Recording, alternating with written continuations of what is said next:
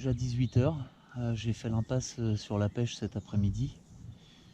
Voilà, j'avais des courses à faire, donc j'en ai profité qu'il fasse un temps pas terrible en fait pour aller faire mes courses. Donc voilà, j'en ai profité pour faire un petit resto ce midi. Et là, je me mets à l'eau à 18 h pour un petit coup du soir. Donc j'ai changé de plan d'eau. J'ai changé de plan d'eau. Là, je suis sur le plan d'eau du camping où je crèche pendant ce séjour. Donc voilà, il me reste à tout casser 2 h 30 pour essayer de faire un poisson ou deux. Donc voilà, je croise les doigts. C'est toujours un peu dur ici, donc on verra bien. Allez. La pêche est vraiment merdique. Mais en tout cas, je suis bien content de ma dernière acquisition. Je me suis acheté récemment un moteur électrique avec une batterie lithium. J'ai opté pour une batterie OPA Energy Lithium Bot Solution. Donc c'est une société basée en Suède qui est gérée par Franz Seil et sa femme Stéphanie. Et je tiens vraiment à les remercier pour la qualité de leurs produits là, parce que j'ai opté pour une batterie de 68 ampères qui pèse à peine 4 kg. Et hier j'ai pêché toute la journée avec. Je me suis pas mal déplacé sur le plan d'eau de 30 hectares sur lequel j'étais là. Et je suis rentré avec 88% de batterie. Donc concrètement, j'ai fait cette acquisition en fait pour pouvoir aller pêcher plus facilement en grande rivière et notamment en Marne, où il est parfois compliqué en fait de remonter le courant. Et autant dire que aller pêcher seul c'est quasi mission impossible. Et je me rends compte qu'en fait je vais pouvoir vraiment partir tôt, remonter plusieurs kilomètres, prendre mon temps pour remonter plusieurs kilomètres, histoire de me faire une belle dérive. Et je pense que la batterie suffira très largement pour une grosse journée à remonter le courant en fait. Il faut bien trouver du positif à ces 2 jours et demi de pêche pourrie. Franchement, les poissons sont complètement apathiques. Ça fait 2 jours et demi là qu'il y a des pics d'activité d'à peine une demi-heure. Le reste du temps, c'est des heures et des heures sans une touche. On voit quand même quelques poissons, mais systématiquement des refus. Des refus ou alors les poissons tapent dans le leurre vraiment de manière très furtive.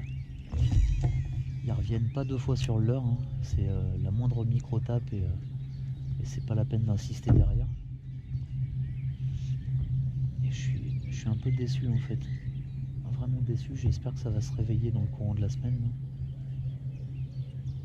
Parce que moi qui étais parti pour vous faire un retour sur l'hameçon simple, si je fais 2 poissons par jour, ça va juste être la misère en fait. Je crois qu'on va être obligé de reporter l'histoire si ça continue comme ça. Parce que le but du jeu c'était d'avoir un peu de contenu et pour le moment je l'ai pas.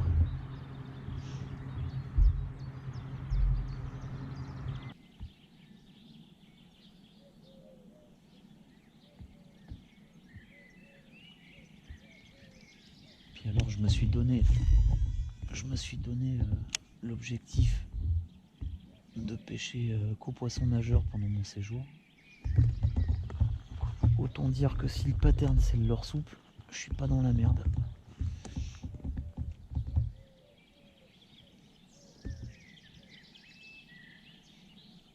Dragan a fait... il me semble que Dragan lundi a fait quelques touches au leurre souple.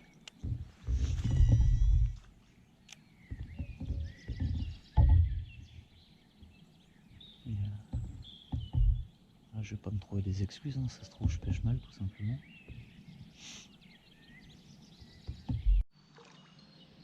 Bon bah c'est parti pour la 4e journée.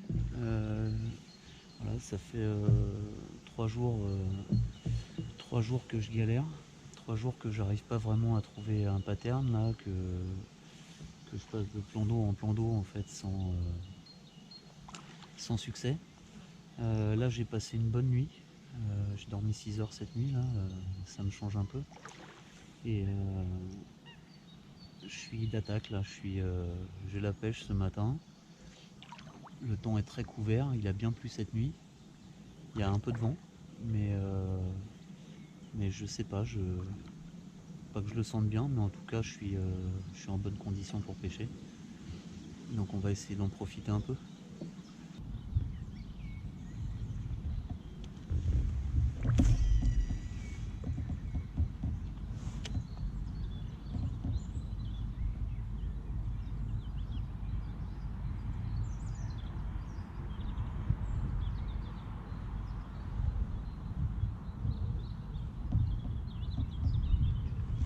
Oh, belle attaque de surface là. Yes. Ah, belle attaque là, ça fait plaisir sur un petit Z-Clos là. Je sais pas si on le verra à la caméra. Ah, ça fait plaisir. De bon matin comme ça. Piqué au bord de la gueule. C'est pas gros, mais ça montre que même sur le leurre de surface,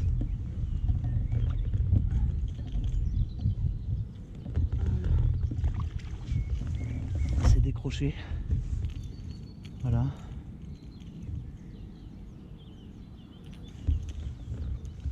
Ça fait plaisir. Petit Z-Clos là que j'avais sorti hier. Dès le matin comme ça sur une zone relativement shallow où les herbiers montent quasiment en surface avec un niveau on accroche toute la merde.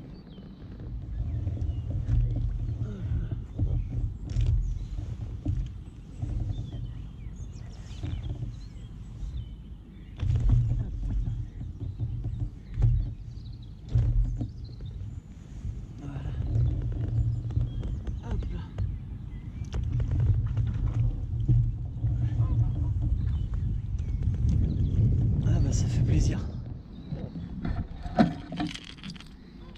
Donc voilà, hein, comme je disais, même au leurre de surface, tant que la touche, enfin tant que l'attaque n'est pas à manquer, voilà, il n'y a pas de raison. Laisse repartir légèrement le poisson avec le leurre, un bon ferrage, et c'est nickel.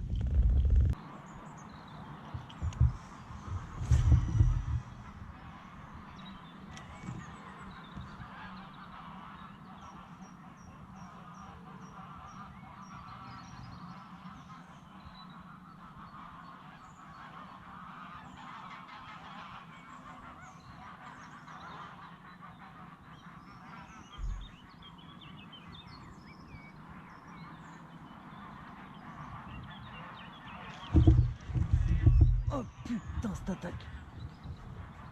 Ah.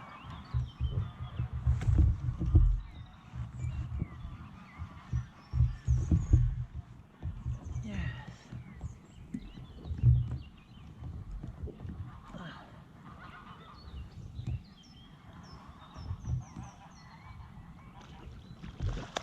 Ah, il est beau.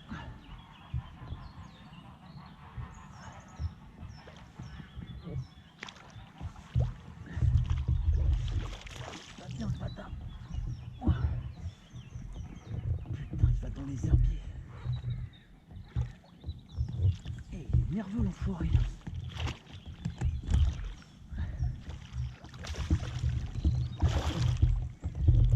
Yes.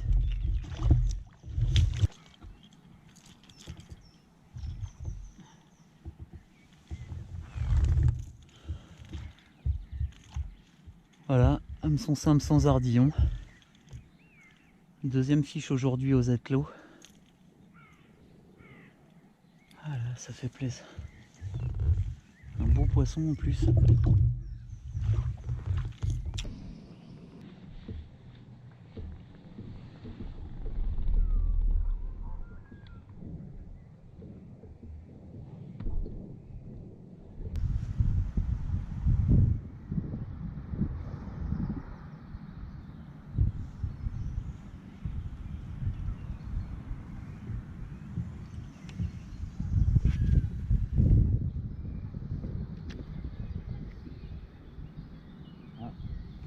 Oh putain, coupé direct.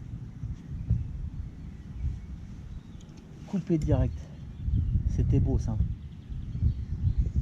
Putain.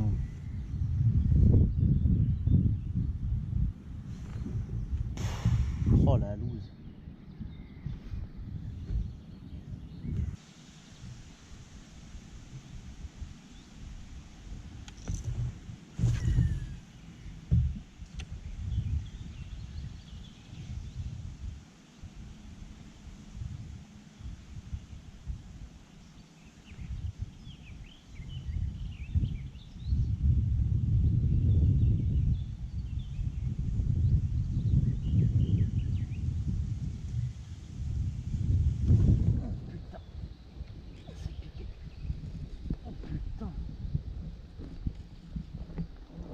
Dégueu ça hein. Ah putain, décrocher sa mère.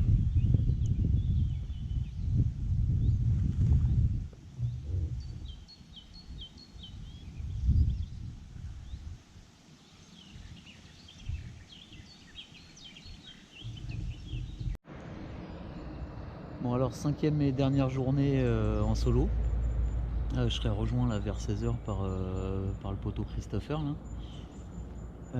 Donc voilà, hier je me suis tapé de la flotte pour ainsi dire toute la journée.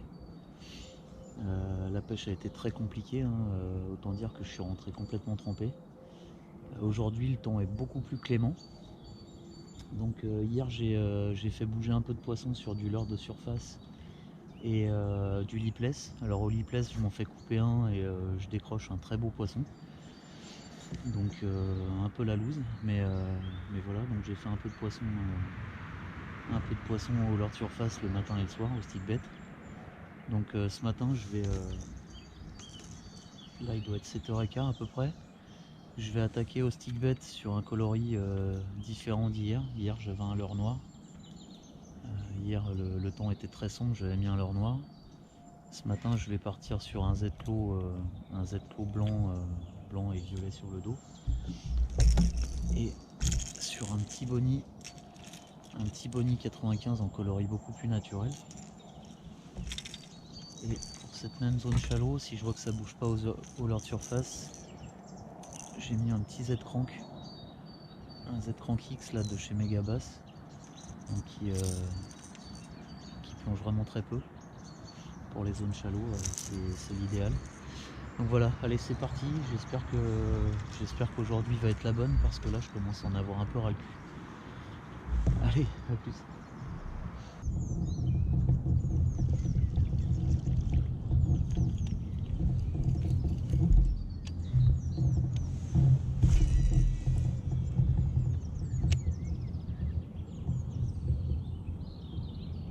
Ah, belle touche de surface là.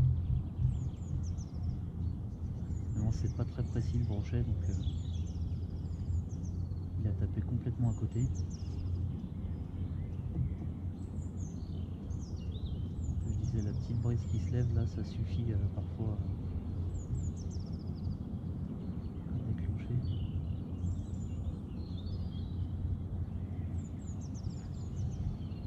Alors ici les poissons c'est un truc de fou, c'est une attaque manquée, enfin, même pas piqué hein, et le poisson revient pas dessus, c'est juste incroyable en fait.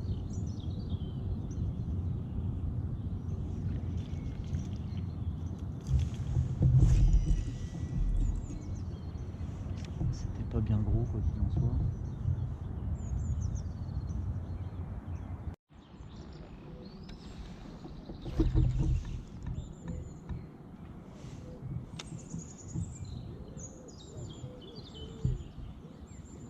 j'ai pris juste une attaque manquée au stick bait.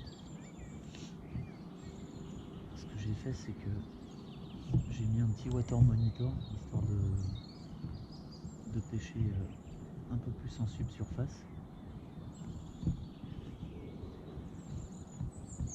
Passer vraiment entre les herbiers et la surface de l'eau.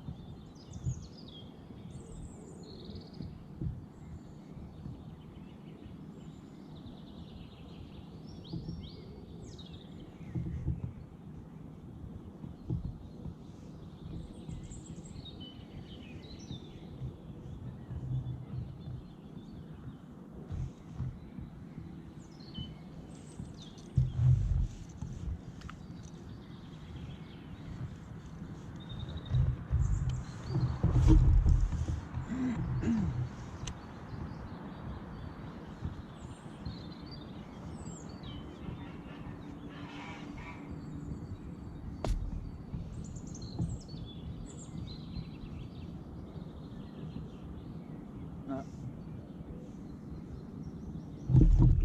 Et ben, vous voyez, j'ai bien retardé la touche, enfin le ferrage.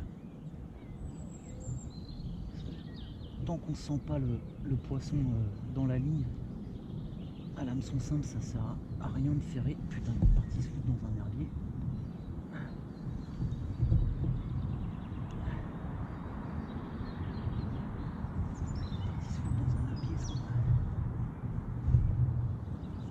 Le problème sans ardillon dans l'herbier, je le sens pas très bien.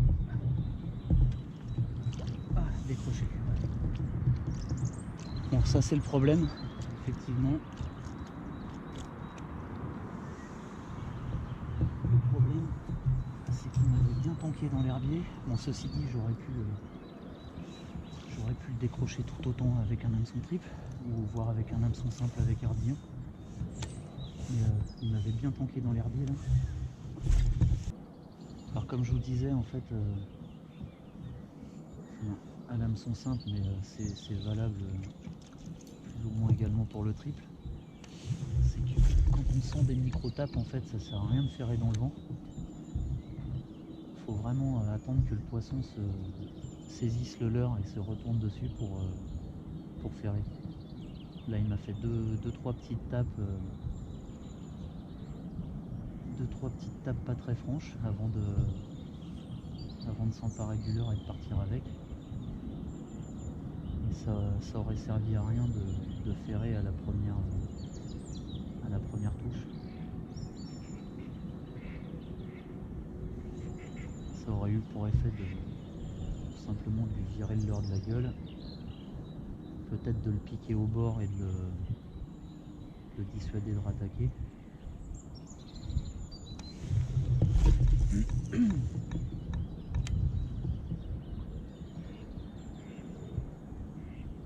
Là, c'est bien ce que je pensais. On attaquera un peu plus en subsurface.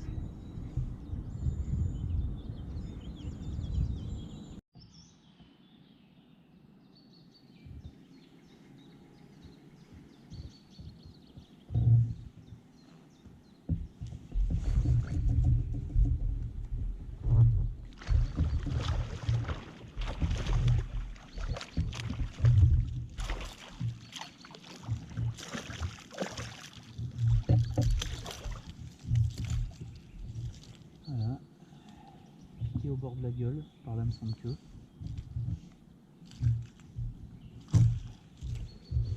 Une fois même au swing.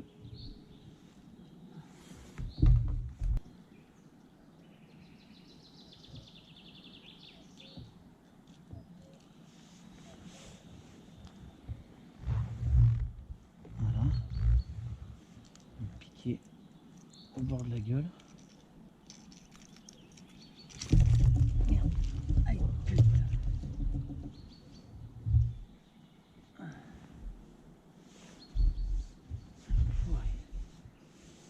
Bon, tu me rends mon fil, toi. Voilà. Piqué au bord de la gueule, pas blessé.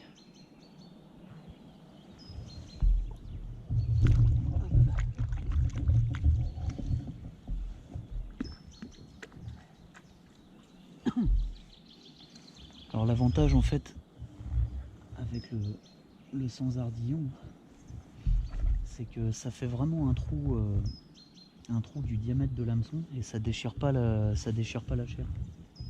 Donc, du coup, quand l'hameçon est bien piqué comme ça au bord de la gueule, ça permet quand l'hameçon est bien piqué au bord de la gueule comme ça permet de vraiment comment dire, de faire en sorte que l'hameçon ait le moins de latitude possible pour s'extraire en fait de la gueule du poisson.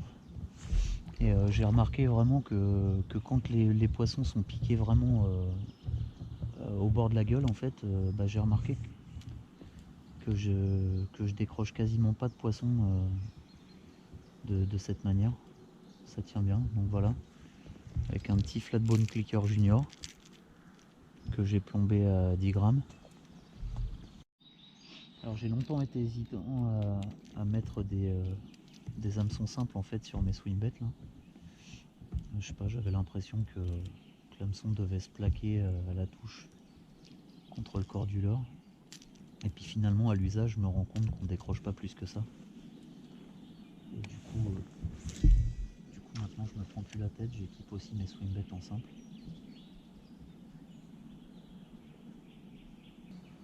Là, pour le coup sur toute cette bordure en fait il y a des arbres, il y a des souches qui viennent jusque même des fois à mes pieds ici là.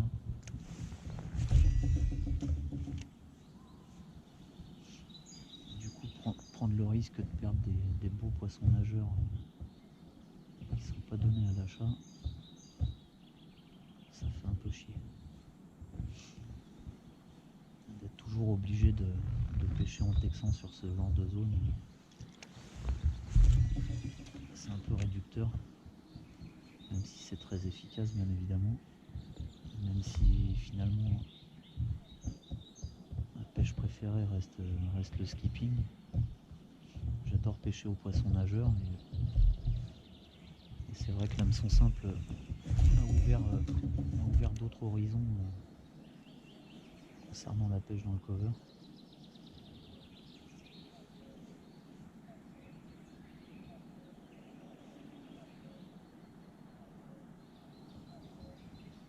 En fait, tout comme il ne me viendrait pas l'idée de pêcher avec une tête plombée classique sur ce genre d'endroit, il ne me viendrait plus à l'idée de pêcher à l'hameçon triple sur des poissons nageurs, sur le même genre de zone.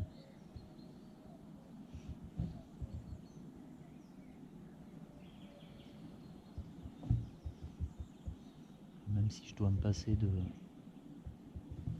quelques poissons décrochés, sur une session je vais peut-être décrocher un ou deux poissons que j'aurais pas décroché à l'hameçon triple ou au simple avec ardillon. Mais étant donné que je reste efficace beaucoup plus longtemps, peut-être que ces deux poissons que je vais décrocher en plus, j'en toucherai peut-être deux autres à la place. Sur des lancers que j'aurais pas osé avec des triples.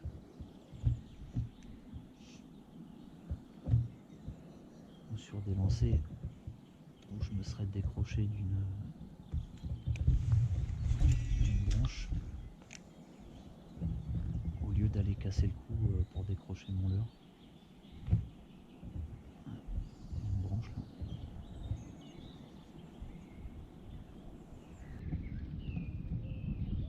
C'est vraiment le royaume du cover ici. Donc autant dire que je suis vraiment à mon aise. Même si j'ai du mal à débusquer les poissons cette semaine là.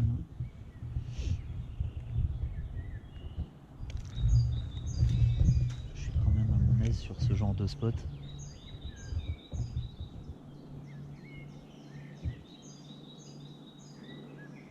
c'est quand même autre chose que pêcher la pleine eau dans des plans d'eau dépourvus d'herbier. On a l'impression de pêcher dans une piscine.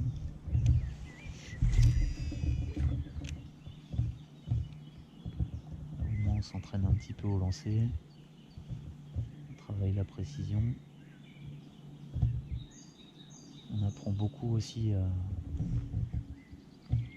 aussi beaucoup à maîtriser les combats, parce que quand il faut extraire des poissons de tout un tas de merdier comme ça,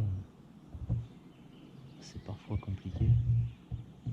Et du coup, le jour où on va pêcher des spots bien dégagés, ça devient un jeu d'enfant.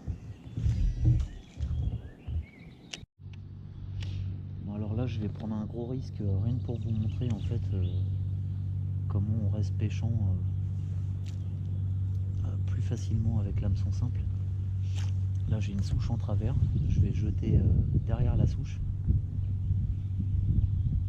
Et je vais passer sur la souche et vous verrez que, allez, 9 fois sur 10, ça s'accroche pas.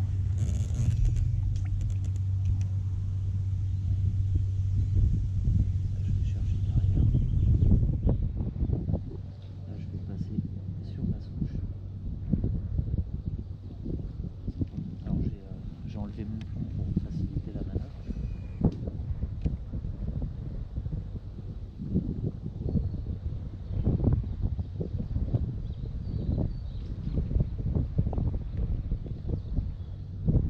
Ça passe sans aucun problème. Alors, si j'avais un peu plus de recul,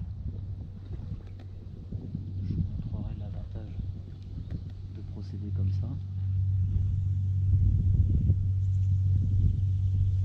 C'est qu'en fin de compte, si vous faites suivre un poisson derrière la branche,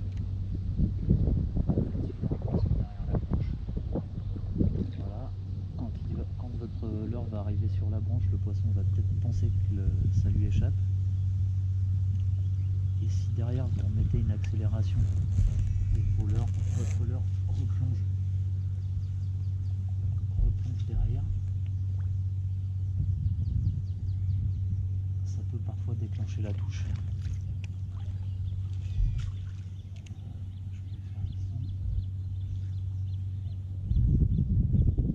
Alors, je me suis amusé à faire ça en texon ici sur ce même poste l'an dernier. Le problème c'est que j'ai pris la touche derrière la souche et le poisson a sondé direct, il est revenu vers le large. Il m'a cassé direct. Un beau brochet, en plus une belle touche à vue. Un beau brochet de, je dirais, 80-90 cm. 90.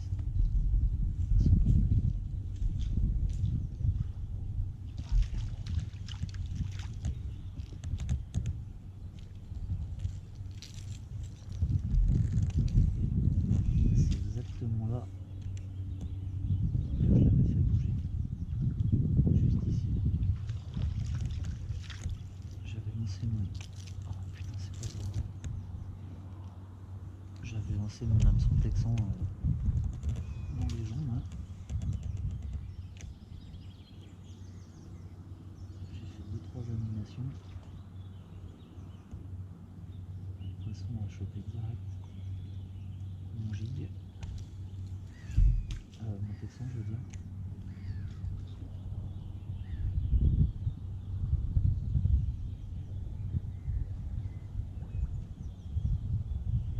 On reste vraiment pêchant tout le long.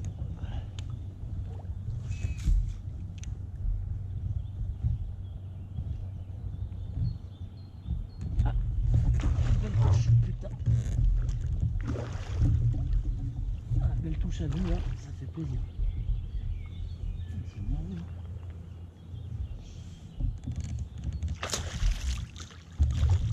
Belle touche à vue, ça fait plaisir. Gros poisson, un bon 70-75. Ah, yes.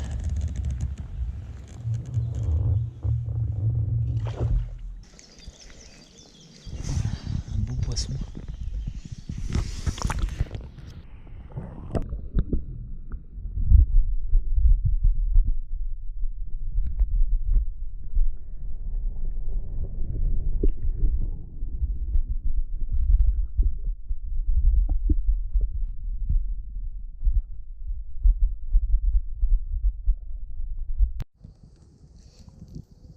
Alors voilà donc une valeur sûre de chez Ilex Jacal qui malheureusement, comme je disais, a été arrêtée. C'est vraiment bien dommage parce que c'est vraiment un leurre ultra efficace. Il vaut 2 poissons aujourd'hui. Et comme j'ai trouvé un leurre qui fonctionne et que je galère bien cette semaine, je vais essayer de refaire un 3e poisson avec. Voilà, je suis sur une zone où il y a un peu moins de fond en bordure ici. Je vais pas remettre le plomb tout de suite. Essayer de déclencher une autre attaque à vue. Parce que pour le coup, comme vous pouvez voir, c'est un leurre qui, non plombé, nage vraiment en subsurface. Donc il y a fort à parier si vous avez une touche avec. Il y a fort à parier qu'on doit attaquer le poisson.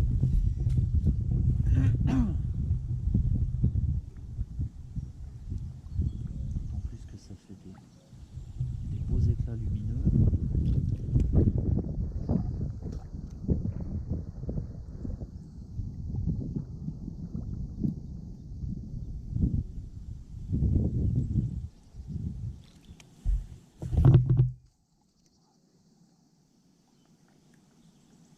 Ah, et c'est encore piqué.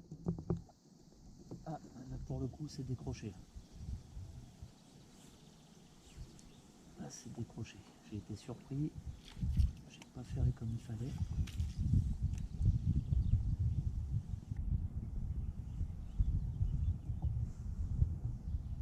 Ah, je suis passé sur le cousin du flatbone, le Kawashi Mickey, en taille 115, qui existe aussi en 140. Voilà, c'est pareil, un leurre articulé qui nage en subsurface. Là, je l'ai plombé à 6 grammes parce que j'arrive sur des zones un petit peu plus profondes en bordure où le cover est beaucoup plus dense.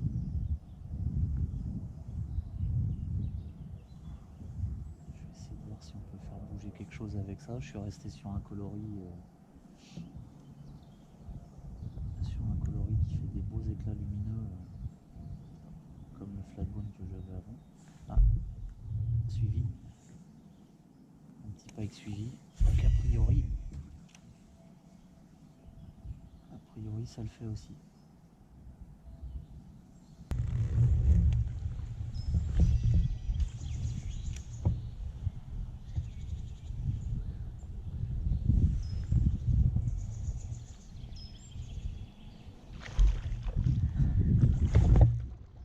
Ah putain, décroché.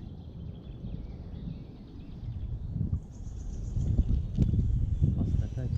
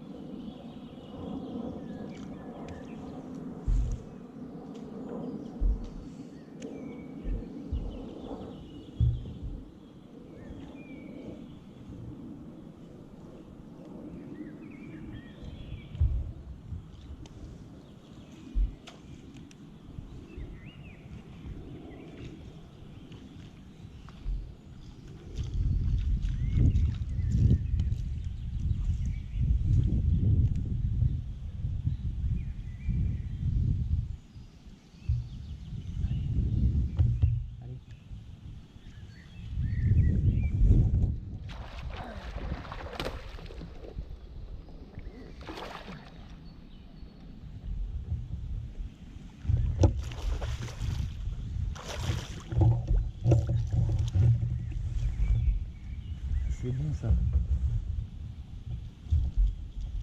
Là, il m'a suivi depuis la berge. Depuis la berge.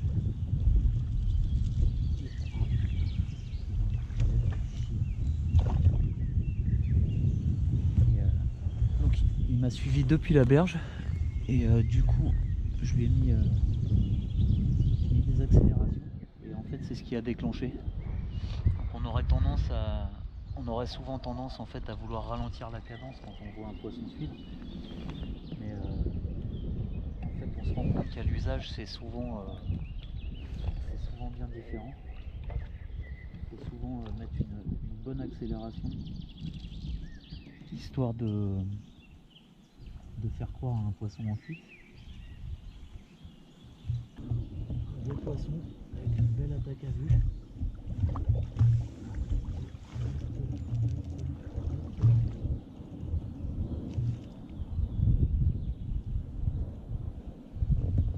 Bien nerveux. Un poisson bien nerveux. Quoi, environ 70 cm à peu près.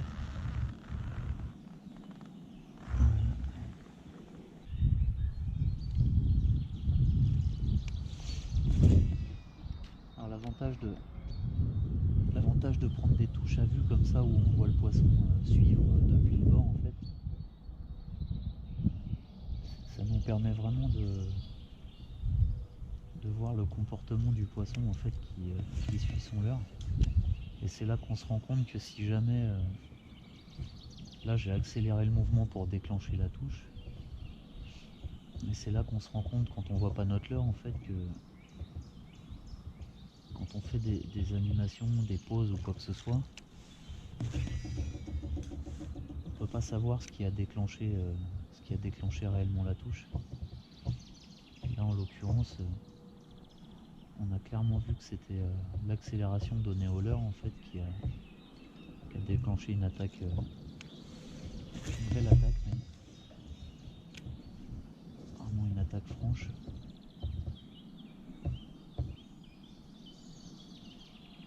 On n'avait pas vu ça depuis le début de semaine là. Ça commençait à manquer sérieusement.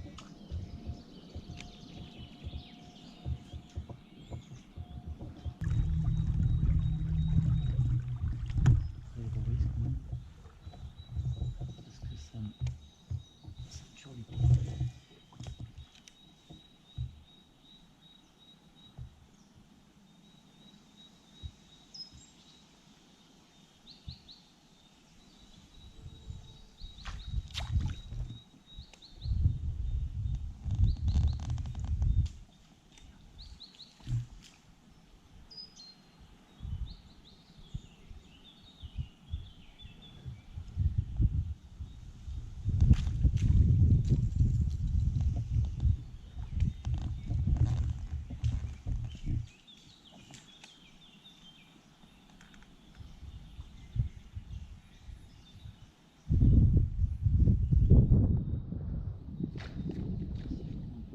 J'ai pas l'air con.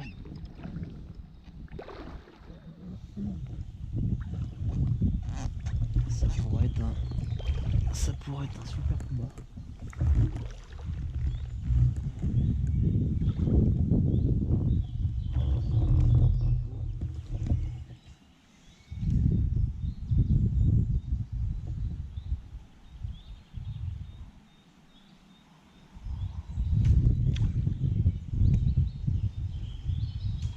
C'est le poisson de la vie.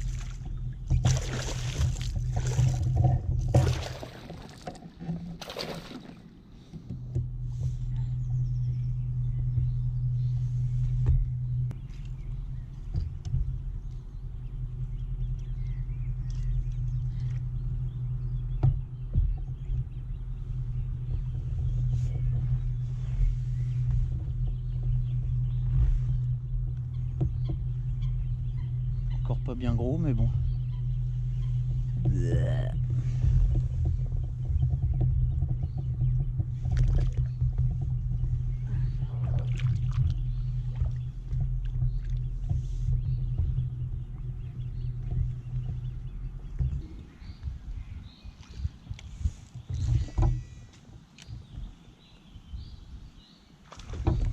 Putain, t'as vu? Ah, le bâtard! Regarde, regarde, il t'a...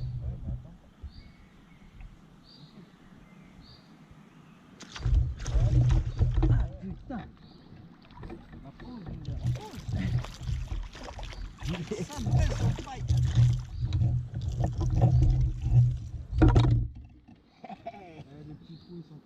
T'es bien baisé, toi.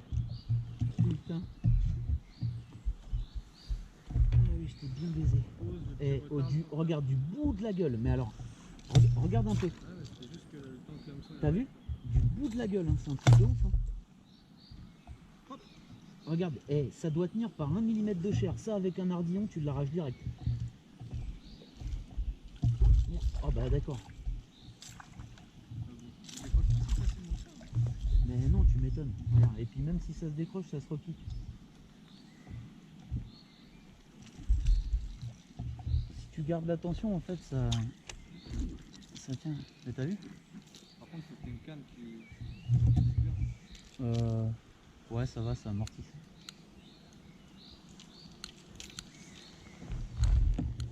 Yeah! Bah, en fait, le trou, je l'ai fait pendant 5 minutes avec un autre leurre. J'ai sorti le flatbone, ça a pris direct.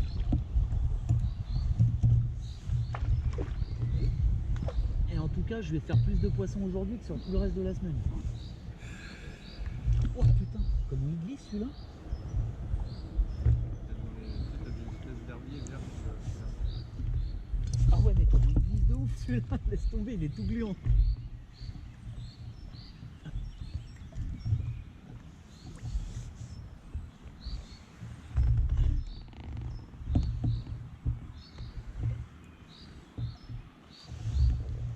Allez. Hop. Eh mais ils sont euphoriques aujourd'hui, c'est un truc de baiser. Oh putain, mon leurre. Il s'est barré avec. Enculé. Un zizi qui me coûte. Oh non. Tu l'as pris au flashy swimmer en fait.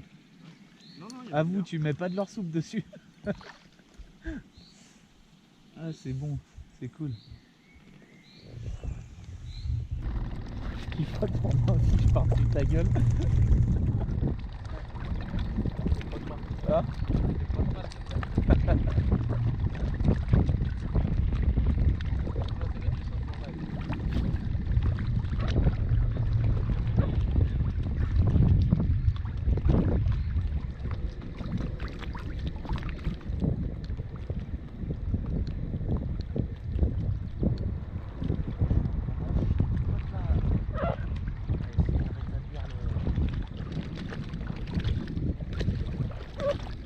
Faut pas le vite. Hein.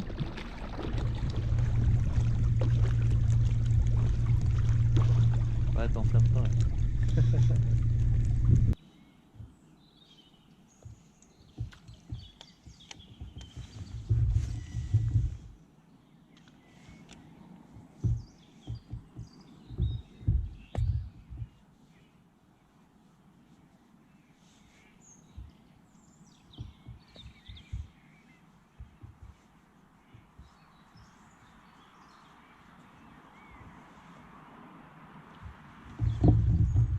Et bah voilà.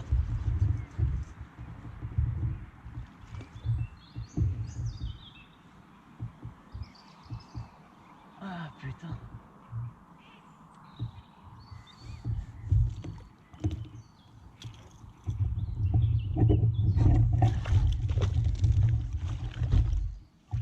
Eh, t'énerve pas toi, putain.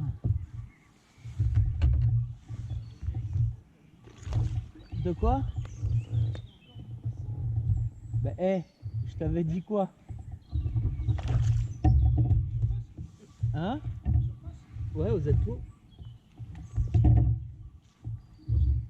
Ouais, ouais, un pike. Hein? Ouais, ouais, un petit pike.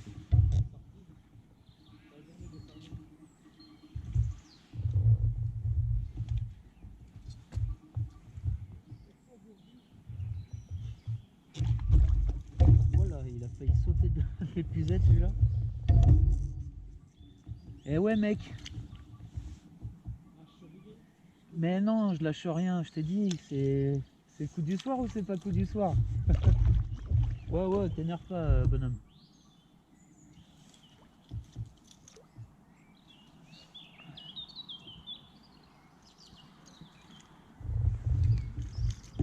Voilà, on a dit quoi? L'hameçon simple, sur des leurres de surface. Voilà. Décroche trop leurre de surface, je t'en foutrais. Allez.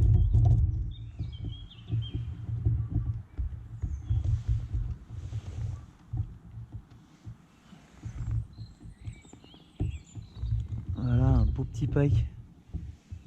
Bleh.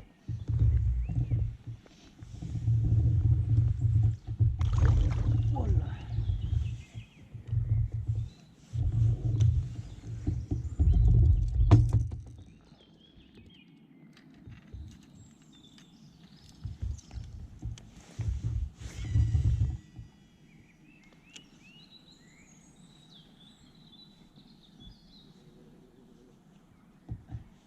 C'est vrai qu'il commence à cailler là. Attends, t'as ta veste, hein, c'est juste avec un petit fil de...